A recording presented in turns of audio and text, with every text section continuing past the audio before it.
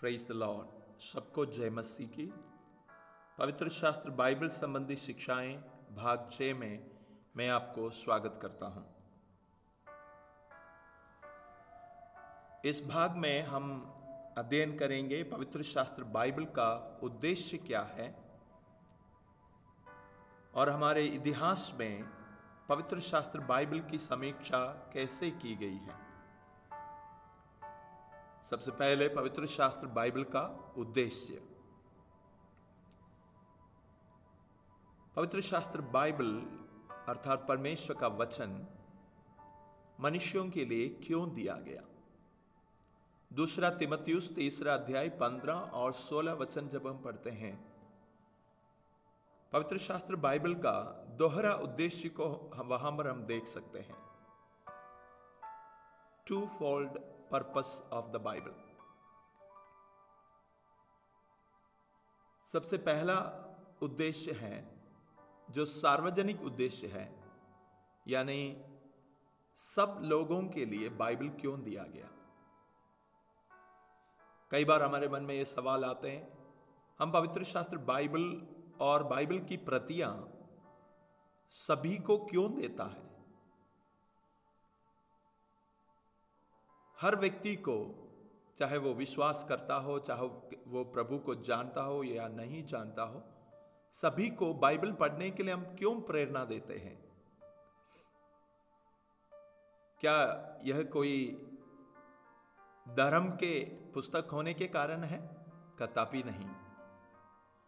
पवित्र शास्त्र बाइबल कहता है, दूसरा तीमुथियुस 3 अध्याय का 15 वचन,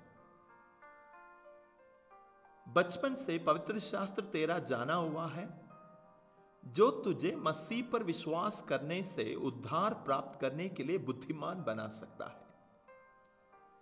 पवित्र शास्त्र बाइबल का सार्वजनिक उद्देश्य यह है कि हर एक मनुष्य पवित्र शास्त्र बाइबल पढ़े, परमेश्वर का वचन पढ़े या परमेश्वर का वचन सुने या किसी न किसी प्रकार परमेश्वर के वचन उन तक पहुंचे, क्योंकि पवित्र शास्त्र बाइबल अर्थात परमेश्वर का वचन एक मनुष्य को मसीह पर विश्वास करने से उद्धार प्राप्त करने के लिए बुद्धिमान बना सकता है। पवित्र शास्त्र बाइबल का सार्वजनिक उद्देश्य यह है कि हर एक मनुष्य बाइबल पढ़े और वे मसीह पर विश्वास करने से उद्धार प्राप्त करने के लिए बुद्धिमान बन जाएं। Praise the Lord. बाइबल का दूसरा उद्देश्य कलीसिया के लिए है। पवित्र शास्त्र बाइबल कलीसिया को क्यों दिया गया है, कलीसिया को क्यों बाइबल पढ़ना है, एक विश्वासी को क्यों बाइबल पढ़ने के लिए हम प्रेरणा देते हैं। दूसरा तीमुथियुस 3 अध्याय 16 और 17 वचन में हम इस प्रकार पढ़ते हैं, संपूर्ण पवित्र शास्त्र परमेश्वर की प्रेरणा से रचा गया है और उपदेश और समझाने और सुधारने और धार्मिकता की शिक्षा के लिए लाभदायक है, ताकि परमेश्वर का जन सिद्ध बने और हर एक भले काम के लिए तत्पर हो जाए।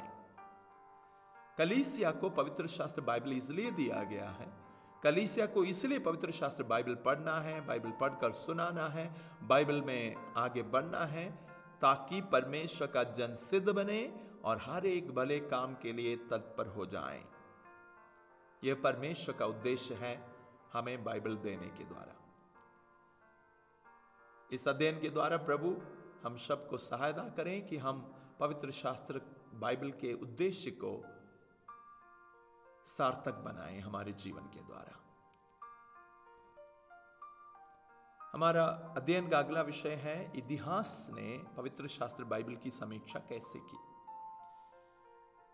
पवित्र शास्त्र बाइबल जो संसार का सबसे महान पुस्तक है, इतिहास में इस पुस्तक को कैसे देखा गया।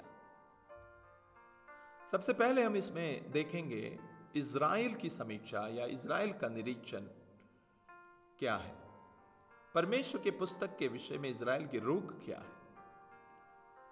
पवित्र शास्त्र बाइबल के सबसे पहले पुस्तकें इज़राइलियों को ही दिया गया था। पुराने नियम के सभी पुस्तकों का परिरक्षक और नीतिपाल के रूप में हम इस्राएलियों को देखते हैं।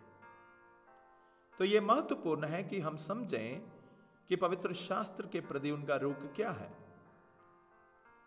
उनके अपराधमय जीवन और विश्वास त्याग के बावजूद भी इजरायली पुराने नियम के सभी 39 पुस्तकों को परमेश्वर के वचन के रूप में विश्वास करते थे। व्यवस्था विवरण 6 अध्याय के 4 से लेकर 9 तक जब हम पढ़ते हैं, जिसको एक इजरायली अपने राष्ट्रगान के रूप में स्वीकार करते हैं, हे इजराइल सुन, यहोवा हमारा परमेश्वर है, यहोवा एक ही है। तू अपने परमेश्वर यहोवा से अपने सारे मन और सारे जीव और सारी शक्ति के साथ प्रेम रखना, और ये आज्ञाएं जो मैं आज तुझको सुनाता हूं वे तेरे मन में बनी रहें, और तू इन्हें अपने बाल बच्चों को समझा कर सिखाया करना, और घर में बैठे मार्ग पर चलते लेटते उठते इसकी चर्चा किया करना, और इन्हें अपने हाथ पर चिन्ह के रूप में बांधना, और ये तेरी आंखों के बीच टीके का काम दे, और इन्हें अपने अपने घर के चौखट की बाजुओं और अपने फाटकों पर लिखना। इस वचन के अनुसार आज भी हर एक इजरायली, हर एक यहूदी परमेश्वर के वचन को अपने जीवन में सबसे महत्वपूर्ण स्थान देते हैं, और इस पुस्तक को परमेश्वर के वचन के रूप में स्वीकार करते हुए इसकी चर्चा भी करते हैं। आगे हम देखेंगे प्राचीन कलीसिया का निरीक्षण क्या है, या प्राचीन कलीसिया की समीक्षा क्या है। जब हम कलीसिया इतिहास पढ़ते हैं, चर्च हिस्ट्री हमें सिखाते हैं कि 2री और 5वीं सदी के बीच में लगभग 184 से अधिक परिषदें या सभाएं, कलीसियाई सभाएं बुलाया गया था। इन सभाओं में कलीसिया के अगुओं ने या कलीसिया के प्राचीनों ने एक दूसरे के साथ इकट्ठे होकर पवित्र शास्त्र बाइबल के विरोध की बातों का खंडन किया।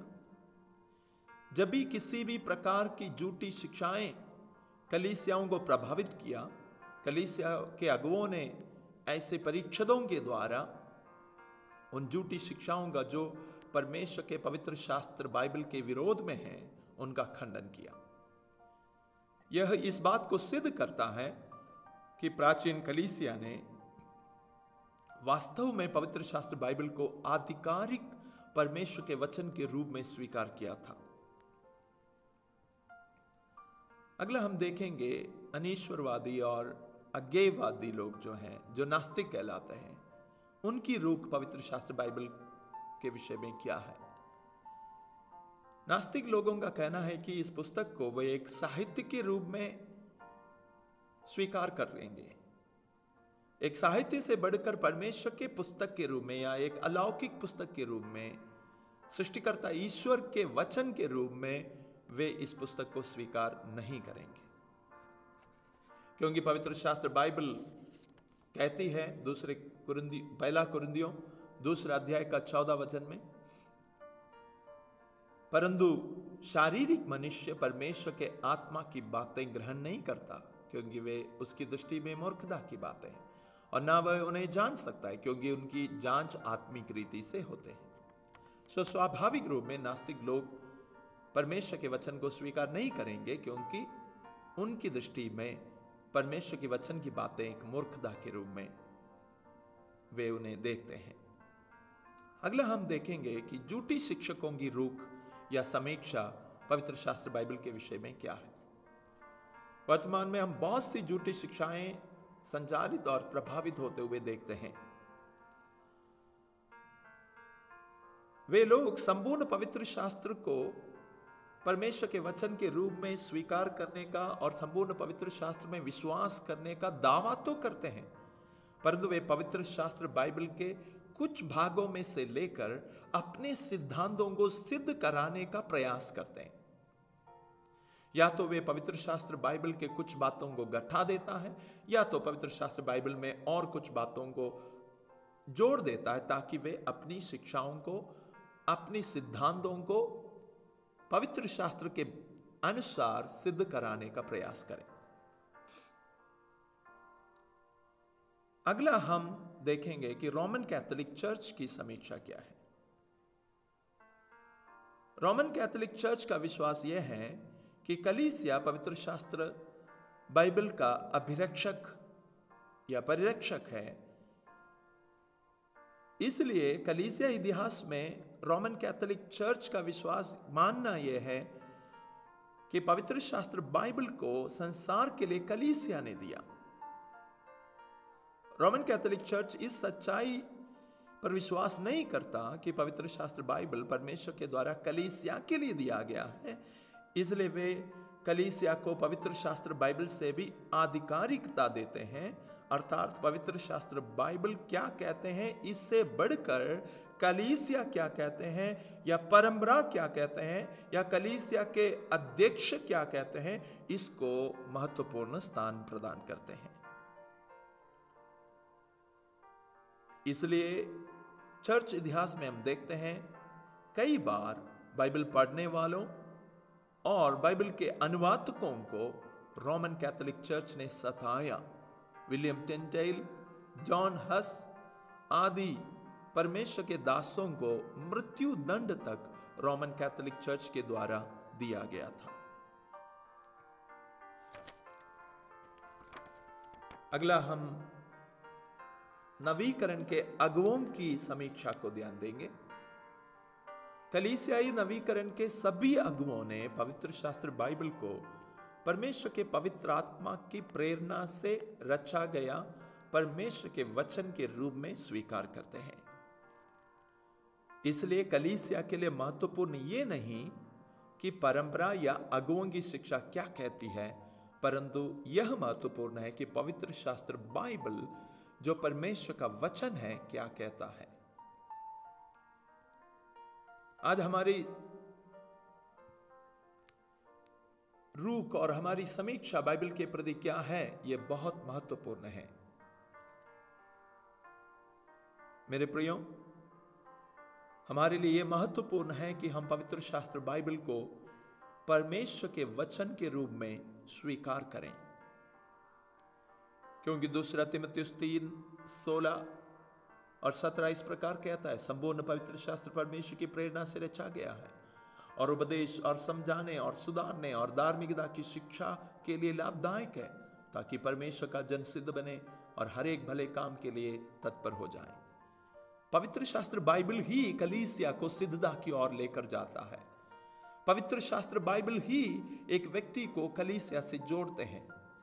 पवित्र शास्त्र बाइबल ही परमेश्वर के राज्य की ओर हमें ले जाने के लिए तैयार करता है।